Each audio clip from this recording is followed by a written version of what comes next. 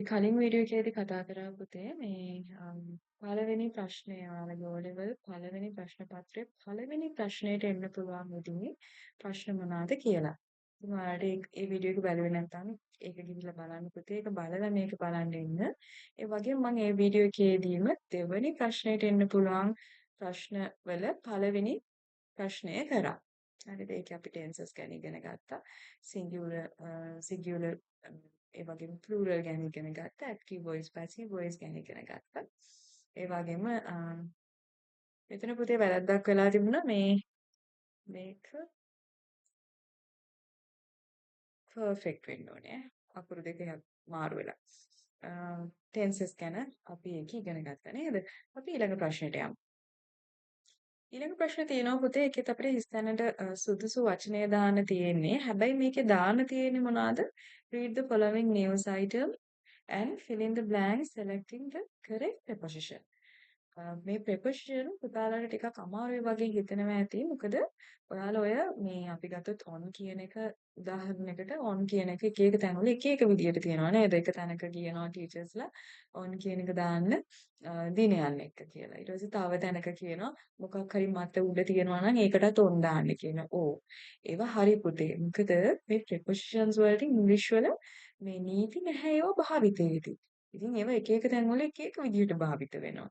ඉතින් ඒ නිසා ඒ භාවිතය ටික ටික පුතාලා හුරු වෙන්න ඔයාලට එක තැනකදී හම්බුනොත් මොන හරි වගේ ප්‍රෙපොසිෂන් එකක් භාවිත කරන තැන මෙන්න මේකයි කියන එක ඒව ඔයාලා පාඩම් කරගන්න. අපි යම් මේකේ මොනවද තියෙන්නේ කියලා බලන්න. A special program was held for කියලා තියෙනවා advanced level students. Okay. දැන් පුතේ මේකට මොකද කරන්නේ අපි? දැන් මේක කියවගෙන යනකොට අපිට තේරෙනවා මොන හරි ප්‍රෝග්‍රෑම් එකක් ස්පෙෂල් ප්‍රෝග්‍රෑම් එකක් තියෙනවා ඇඩ්වාන්ස් ලෙවල් ස්ටුඩන්ට්ස් ලාට කෑගල්ල දිස්ත්‍රික්කේ එහෙම කියලා නේද තියෙන්නේ. දැන් මේක තැන මේ ප්‍රොපෝෂන් එක නැති වුණාට අපිට මේක කියවගෙන යනකොට ඒක අපිට තේරෙනවා නේද? ඉතින් එතකොට ඔයාලා කරන්න ඕන දේ තමයි මේ මෙතෙන්ද විතරක් කියවන්න එපා. මේ ඔක්කොම ටික කියවන්න. මේ හිස්තැනට පිළිතුරු හොයන්න එකපාරට බෑ පුතේ. ඒක අනිවාර්යෙන් මේ අන්තිම ටික කියවලාම ඉන්න ඕනේ. හරිද? හොඳයි. එහෙනම් මේ ස්පෙෂල් ප්‍රෝග්‍රෑම් එක was held for the of the මෙතෙන් එන්න ඕනේ. ඇඩ්වාන්ස් ලෙවල් ස්ටුඩන්ට්ස් ලාටනේ මේක තියෙන්නේ. අයිතියක් හඟවනකොට පුතේ අපි දාන්න ඕනේ මේ of කියන preposition එක. ඔයාලට මතකද parts of body කියලා. දැකලා තියෙනවද එහෙම? parts of body ශරීරයක කොටස්. ඒ වගේම අපිට කියන්න පුළුවන් තව collective nouns එකත් මේක පාවිච්චි කරනවා. cup of tea. මතකයිනේ?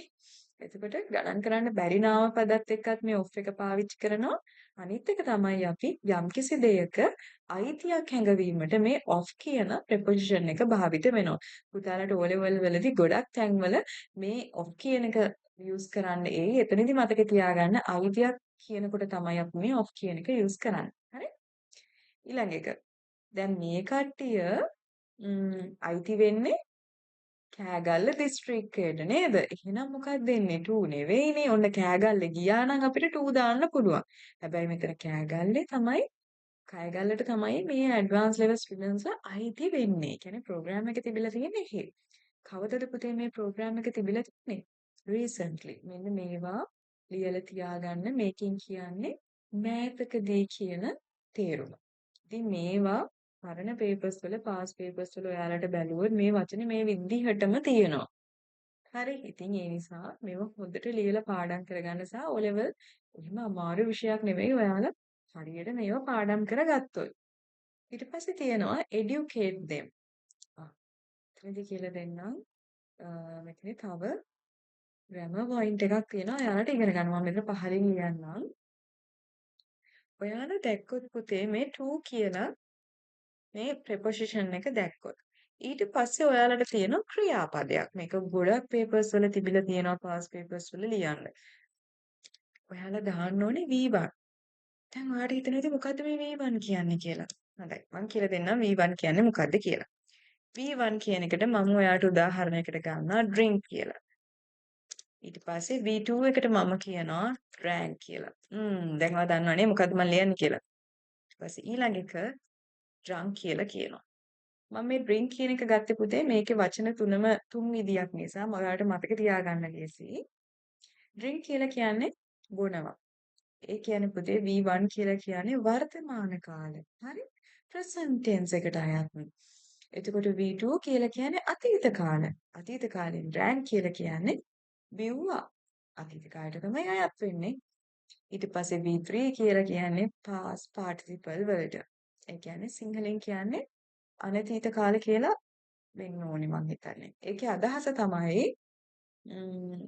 දැන් මේ drunk කියලා කිව්වොත් බීලා තියෙනවා. දැන් drink කියලා කිව්වොත් බොනවා.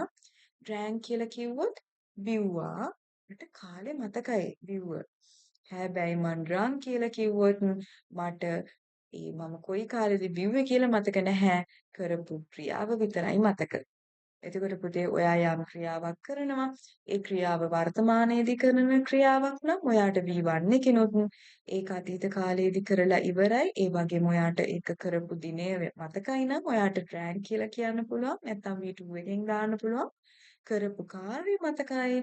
හැබැයි ඔයාට මතක නෑ කවද්ද කියලා. එහෙම ක්‍රියාපද තිබුණොත් ඔයා මේ V3 එකෙන් තමයි දාන්න ඕනේ. ඉතින් පුතේ මෙහෙම 2 කියලා තිබුණොත් ඔයා දාන්න ඕනේ V1. එතකොට මෙතන ක්‍රියාපදේ පළමු අවස්ථාව තිබුණොත් ඔය ඉස්සරහට දාන්න ඕනේ to කියන preposition එක. හරිද? මම හිතනවා ඒක අමතක වෙන්නේ නැහැ ලේසියි නේද? to එකත් එක්ක ක්‍රියාපදේ පළමු අවස්ථාව. ඔන්න educated කියලා එහෙම දාන්න එපා. ed දාන්න එපා. ed කියන්නේ V2 සහ V3 දෙකටම ඉන්නේ educated තමයි. educated them on කියලා තියෙනවා in කියලා තියෙනවා several issues including how to face the future. හොඳයි. මෙතන පුතේ මතක තියාගන්න ඕනේ several issues including how to face the future.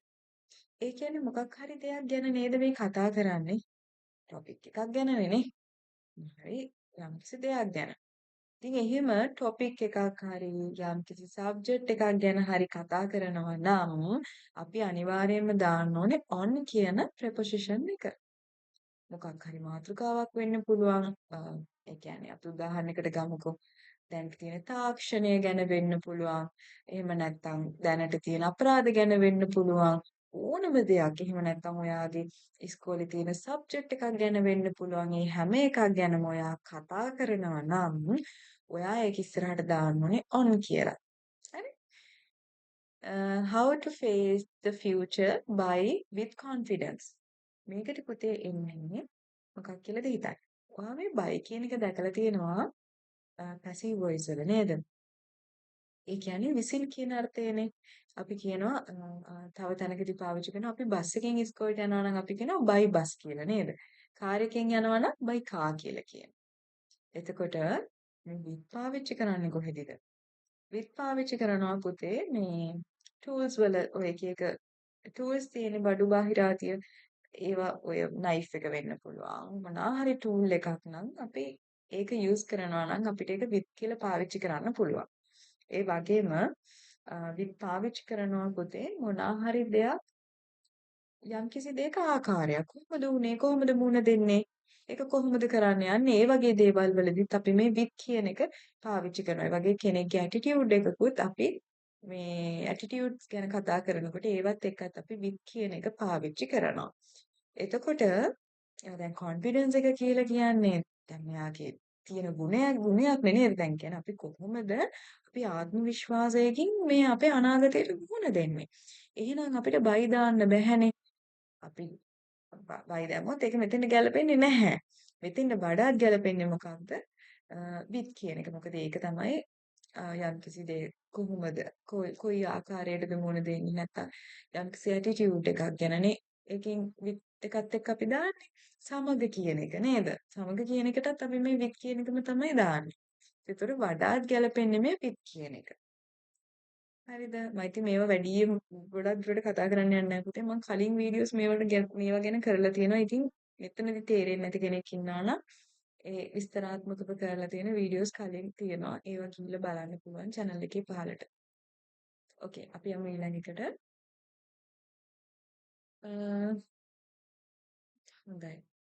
Fill in the blanks with the suitable words that are given in brackets.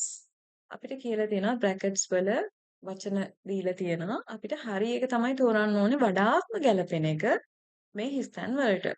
හොඳයි අපි කියවගෙන යමු. මෙතන කතා බහ යන්නේ අම්මයි බිනුරි නෙත්මි අතර තමයි මේ කතා බහ යන්නේ. අපි බලමු අම්මා මොනවද කියන්නේ කියලා. Oh, the house looks very beautiful today. Who? It. Who කියන්නේ කවුද? කවුද? Arranged එහෙම නැත්නම් made කියලා තියෙනවා. පුතේ මෙතෙන් එන්නේ මොකක් කියලාද ඔයාලා හිතන්නේ? එදින උත්තරයට වඩාත්ම ගැලපෙන්නේ මේ arranged කියන එකද නැත්නම් made කියන එකද? පුතේ made කියලා කියන්නේ යම්කිසි දෙයක් හදනවා කියන අර්ථයනේ. හැදුවා කියන අර්ථය. හරිද? arranged කියලා කියන එක සැකසුවේ කවුද මේක මේ ලෑස්ති කරේ කවුද පිළිවෙලකට ගෙවල් හැදුවා නම් ඒවා මොන හරි මේසයක් එහෙම ලෑස්ති කරා නම් අපි මේ arranged කියන එක තමයි පාවිච්චි කරන්නේ. arrange the table කියලා කිව්වොත් මේසෙ ලෑස්ති කරා. අපි ඒකට made the table කිව්වොත් මේසෙ හැදුවා වෙනව නේද? ඉතින් එතකොට අපි ඒ සැකසන එක වඩාත් ගැලපෙන්නේ මේ arrange කියන එක. made කියලා කියන එක ගැලපෙන්නේ නැහැ. මොකද made කියලා කියන එක මේ ගෙදර මෙයා සරසලානේ ලස්සනට මස් කරලා වෙන්නේ නැති. ඉතින් එතකොට නමුත් ගෙදර හැදුවේ නැහැනේ බිල්ඩ් කරේ නැහැනේ නේද? ඉතින් ඒ නිසා වඩාත් ගැලපෙන්නේ arrange කරේ කවුද කියන එක තමයි මෙතන සුදුසුම වචනේ වෙන්නේ. I did it mom. ඔන්න කවුද මේක කරලා තියෙන්නේ? ගෙදර ලස්සන කරලා තියෙන්නේ බිනුරි. නෙත්පි කියනවා I too asked helped her mom. ඔයාලා දන්නවා උදව් කරා කියන එක නේද? ඇහුවා කියන එක නෙවෙයි උදව් කරා. අම්මා කියනවා really? by the way. මේ by the way කියන එකේ තේරුම තමයි පුතේ දන්නේ නැත්නම් ලියා ගන්න ඔයාලට අන්තිම ප්‍රශ්නෙට ඒ කියන්නේ O level වල 16 වෙනි ප්‍රශ්නෙට එනවා තෝරගන්න ප්‍රශ්නයකට දෙබසක් ලියන්න ඒක අවශ්‍ය නම් ඔයාලට තෝරගන්න තියෙනවා තව එසේ තියෙනවා ආටිකල් තියෙනවා ඉතින් වඩාත්ම සුදුසුයි ඔය කට්ටිය ඩයලොග් එක තෝරගන්නවා නම් මොකද ඒකෙදි ඔයාලට ලියන්න තියෙන්නේ දෙන්නෙක් හෝ කීප දෙනෙක් අතර වෙන කතා බහක් ඉතින් ඒක ලේසි ඒ වගේ වෙලාවට ඒ වගේ ඩයලොග්ස් ලියනකොට ඔයාලට යූස් කරන්න පුළුවන් මෙන්න මේ ෆ්‍රේස් එක. by the way. by the way කියලා කියන්නේ ඔයා එක ටොපික් එකක ඉඳන් තවත් ටොපික් එකකට මාරු වෙනවා. අපි දැන් මෙහෙම කියමුකෝ. ඔන්න අපි කතා කර කර ඉන්නවා. අද වැස්සා හෙටත් වහීද දන්නේ නැහැ කියලා දැන් කතා කර කර ඉන්නවා. ඊට පස්සේ ඔයා එකපාරට කතාව මාරු කරනවා. මේ ඒක නෙවෙයි. ඒක නෙවෙයි නෙත් මේ අපිට එක්සෑම් කවද්ද දන්නේ නැහැ නේද? එතකොට පුතේ ඔයාලා ඉස්සෙල්ලා කතා කර කර ඉන්නේ කාලය ගුණය ගැන ඊට පස්සේ ඔයා ටග් ගාලා මාරු වෙනවා ඔයාගේ විභාගය ගැන කතා කරන්න. එතකොට ඒ වගේ එකපාරට මාරු වෙනකොට අපි අර කියන්නේ සිංහලෙන් ඒක නෙවෙයි කියලා. ඒක නෙවෙයි මේ මෙත්මි. අන්න එහෙම කියනව නේද? අන්න එතකොට අපි ඒක නෙවෙයි මේ කියන එකට අපි by the way කියලා පාවිච්චි කරනවා. හරිද? එතකොට ඔයාලට මේක ලියන්න පුළුවන් ඔයාලගේ ඩයලොග්ස් වලදී බලන්න මේ කොච්චර ලස්සනයිද සහ හරිම සරලයි. හොඳයි. මොකද මේ වගේ දේවල් පාවිච්චි කරපුවාම අර කතා බහේ ස්වභාවිකත්වය අපිට පේනවා. එතකොට ඔයාලට ලකුණු ලැබෙනවා වැඩියෙන්. where's the carpet එහෙම නැත්නම් වාස් කියලා තියෙනවා that was kept on the stool. stool එක උඩ පුතේ carpet එකක් දාන්න නැහැනේ. නේද? එහෙනම් අනිවාර්යයෙන්ම මල් පෝච්චියක් තමයි තියෙන්නේ නැත්තේ නේද? ඊළඟ එක. We washed it and kept it outside. We washed it අපි ඒක හේදුවා ඊට පස්සේ මොකද කරේ kept it outside අපි ඒක තිබ්බා කොහෙද එළියෙන් මේ බලන්න මේ ක්‍රියාපදියම හොඳට මතක තියාගන්න පුතේ මේ kept කියලා කියන්නේ keep කියලා කියන එකේ past tense එක හරි keep කියලා කියන එකේ past tense එක තමයි kept කියලා කියන්නේ ඒක දන්නේ නැත්නම් පුතාලා ඒව පාඩම් කරගන්න ලියාගන්න ඊට පස්සේ අම්මා කියනවා okay that's fine let's have some tea then එකල කියනවා යා අම්මා කියනවා හරි එහෙනම් අපි තේ එකක් බොමු කියලා කියනවා. I have brought you some අන්න තවත් වචනයක් තියෙනවා එයාලට මතක තියාගන්න. පුතේ මොකක්ද මේ brought කියලා කියන්නේ? මේ ඔයාලා මේ brought සහ තව වචනයක් පටල ගන්නවා. බලන්න මම ලියන එක ද පටල ගන්න කියලා ඔයාට පැටලෙනවද බලන්න. bring කියලා කියන්නේ රැගෙන යනවා කියන අර්ථය. හරි? රැගෙන යනවා හෝ රැගෙන එනවා කියන අර්ථය. යම්කිසි දෙයක් රැගෙන යනවා. යම්කිසි දෙයක් රැගෙන යනවා. එතකොට පුතේ යම්කිසි දෙයක් රැගෙන ආවා නැත්නම් රැගෙන යනවා අතීත කාලයේ මොකද්ද කියන්නේ? brought කියලා තමයි කියන්නේ. අමතක කරන්න එපා. මේකත් එක්ක තව ඔයාලට පැටලෙන එකක් තමයි මේ teach කියලා කියන එක. teach කියලා කියන්නේ sorry.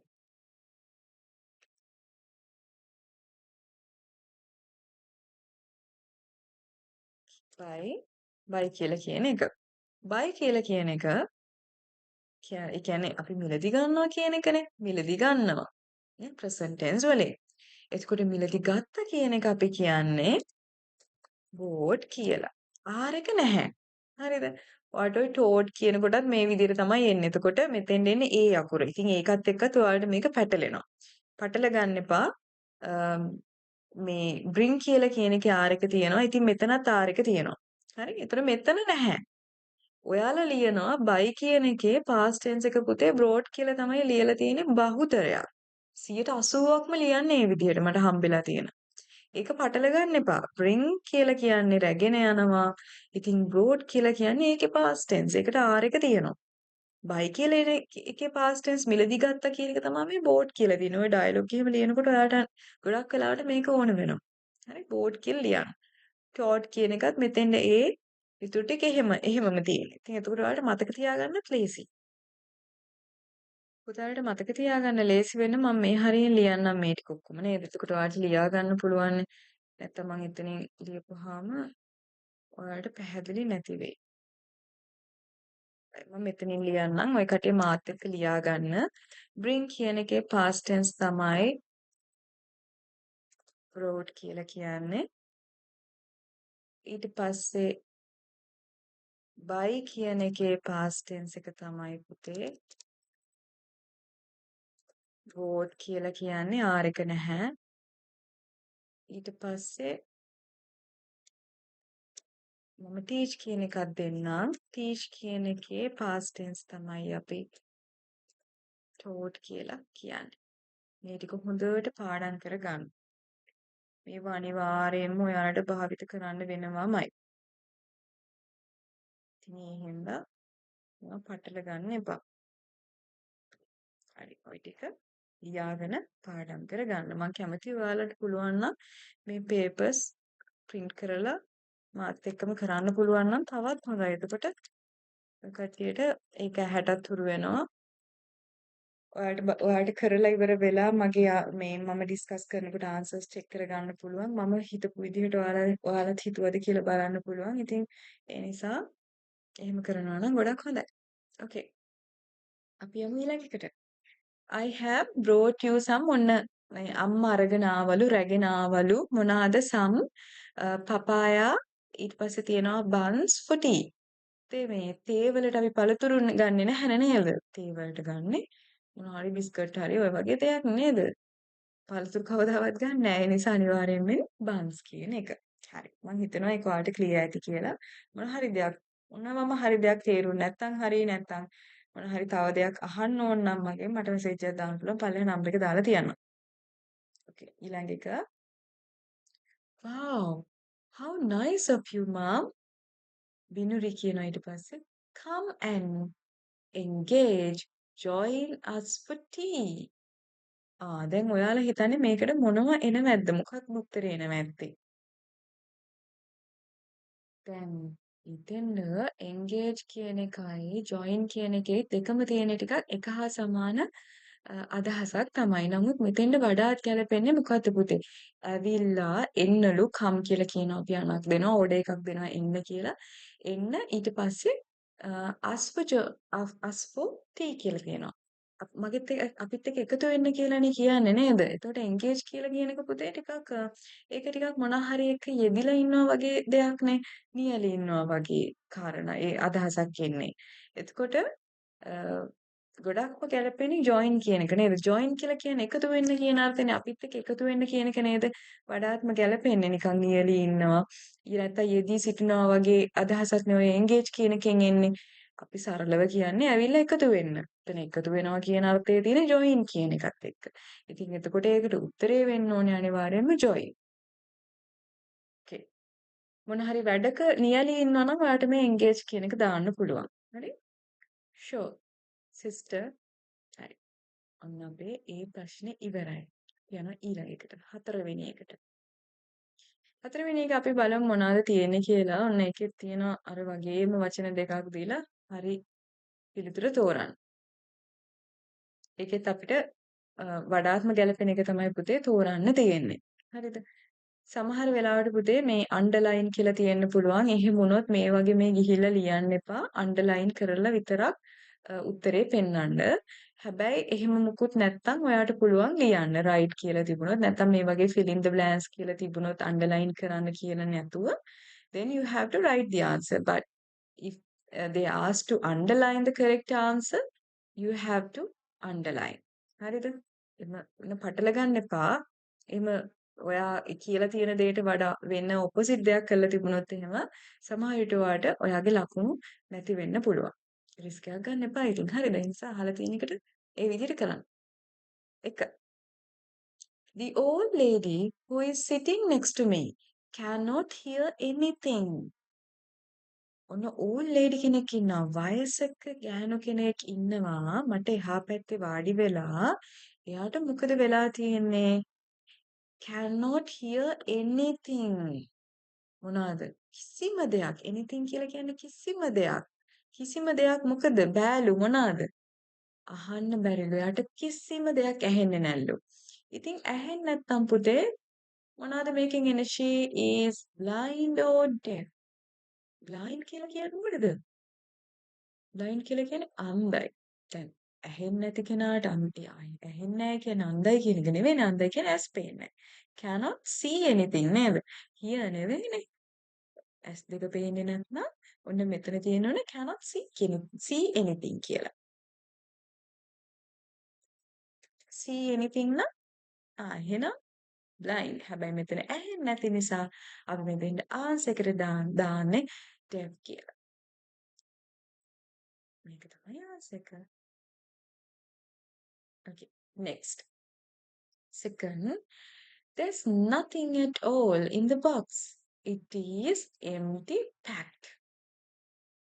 Nothing at all. මොනවද nothing at all කියලා කියන්නේ? nothing at all කියන්නේ කිසිම දෙයක් නැහැ කියන අර්ථය. කිසිම දෙයක් නැහැ. nothing at all. කවුරු හරි අපෙන් ඇහුවොත් එහෙම පාඩම් කරනවද? not at all කිව්වොත් එහෙම මොකද? පාඩම් කරන්නෙම නැහැ. කවදාවත් පාඩම් කරන්නේ නැහැ කියන අර්ථය. එතකොට මේ at all කියන එකෙන් කියන්නේ මෙතන නැහැ. මොනවත්ම නැහැ. බොක්ස් එකේ මුකුත්ම නැහැ. දැන් මුකුත්ම නැත්තම් මොකද පැක්ද? පැක් වෙලාද? නෑනේ පැක් කියන්න බෑනේ. මේක තමයි උත්තරේ එන්නේ. It's empty. Nothing at all. මෙතන ෆුල් වගේ එකක් තිබුණා නම් ඔන්න අපිට පැක්ට් කියලා දාන්න පුළුවන්. ඊළඟ එක. Mother is disappointed with Rusha's work as she is very attentive, careless. මේ අම්මා ඩිසපොයින්ට් වෙලාලු. ඒ කියන්නේ කලකිරිලාලු. කාත් එක්කද මේ රුෂේර් එක්ක ඇයි මොනා ගැනද රුෂේර්ගේ වැඩ ගැන. හරිද? ඩිසපොයින්ට් වෙනවා. ඩිසපොයින්ට් වෙනවා කියලා කියන්නේ පුතේ ඍණාත්මක දෙයක් නේද? කලකිරිලා. කලකිරිලා නම් පුතේ මෙයා මේ she is very මේ attentive ද? attentive වෙනවද? නෑනේ. එම attentive කියලා අපිට attentive කියලා කියන්නේ positive දෙයක් නේ. අවධානයෙන් attentive කියලා කියන්නේ දැන් positive අවධානයෙන් කියන අර්ථයක් නේ. ඉතින් එතකොට ඒකත් very attentive. හොඳටම අවධානයෙන් හොඳටම මේ කල්පනාකාරී වෙනවා කියන අර්ථය යාගේ වැඩ ගැන. හැබැයි මෙතන කියන්නේ disappoint කියලා කියන්නේ නැහැ කියන්නේ ඍණාත්මක දෙයක් නිසා අපිට කියන්න වෙන්නේ එයා හරිම careless කියලා නේද? ඊළඟ එක. All the teachers admired Charmika as he has done a good එහෙම නැත්නම් mischievous deed. මොකක්ද උත්තරේට එන්නේ?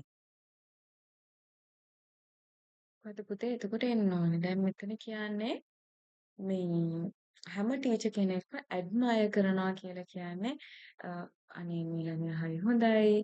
හොඳට ඉගෙන ගන්නවා. එහෙම කියලා කියන එක ඇඩ්මයර් කරනවා, ගුණ වර්ණනා කරනවා, හොඳ කියනවා. අන්න ඒ වගේ අර්ථයක්. හරිද? ප්‍රශංසා කරනවා, ඒ වගේ අර්ථයක්. එතකොට ටීචර් මේ චාමික කියන කෙනාට එහෙමනම් කරන්නේ එයා හොඳ ළමයෙක් වෙන්න එපයි නේද? He has done එයා කරලා තියෙන්න ඕනේ මොකක්ද? good නැත්තම් mischievous කියලා කියන්නේ මේ mischievous කියලා කියන්නේ අපිට කියන්න පුළුවන් නිකන් කරදරකාර එහෙම දඟ අපි කියන්නේ හරිම දඟකාර ඔය ඉන්නේ හරිම දඟයි. ඒ කියන්නේ දඟලනවා, කරදර කරන ඔය ට්‍රබල් මේකර්ස්ලා එහෙම කියලා කියන්නේ ඔය දඟ ළමයි ඉන්නේ. අන්න ඒ වගේ අයට තමයි මෙහෙම කියන්නේ. එහෙම. ඉතින් ඒ වගේ කෙනෙක් දඟලනවා නම් හරිම මේ කරදර කරනවා නම් අනිත් අයට එහෙම කෙනෙක් මේ ටීචර්ස්ලා ඔක්කොම ඇඩ්මයර් කරන්නේ නැහැනේ නේද? ප්‍රශංසා කරන්නේ නැහැනේ. ප්‍රශංසා කරන්නේ අනිවාර්යයෙන්ම හොඳ ළමයෙක්ට වෙන්න ඕනේ. හොඳ දෙයක් කරපු කෙනෙක්ට වෙන්න ඕනේ. ඉතින් මෙතන කියන්නේ පුතේ මෙතන ඩීඩ් එකක් කියලා තියෙන්නේ. ඩීඩ් කියලා කියන්නේ මොකක් හරි ක්‍රියාවක්. ඉතින් මේ දඟ වැඩක් කරා වෙන්න බැහැනේ. එයා හොඳ වැඩක් කරලා තියෙන්න ඕනේ. ඒ නිසා අපි good කියලා තමයි එන්නේ. මේ වචනත් ඔයාලට පුළුවන් නම් හොඳයි මතක තියාගන්න. මේ වචන සමහර විට එන්න පුළුවන් පුතේ. ඔය අර කියවලා ලියන්න තියෙන. එතකොට අපිට තද කළු අකුරෙන් දීලා මේකට සමාන වචනයක් ලියන්න කියන්න පුළුවන්. එහෙම නැත්නම් මොකක් හරි දඟ වැඩක් ළමයෙක් කරපු එකක් දීලා ඔයාගෙන් අහන්න පුළුවන් මේකට කියන්න පුළුවන් තනි වචනේ මොකක්ද කියලා. ඉතින් ඒ වගේ තැනකදී මේ වගේ වචන ඔයාලට ප්‍රයෝජනවත් වෙයි. ඒ නිසා මේකත් කියලා පාඩම් කරගන්න පුළුවන් නම් හොඳයි. mischievous. Okay. Okay, අපි යමු ඊළඟට. I saw දැක්කලු මම දැක්කා මොනවාද? A lovely එහෙම නැත්නම් abandoned garden where there are many beautiful flowers.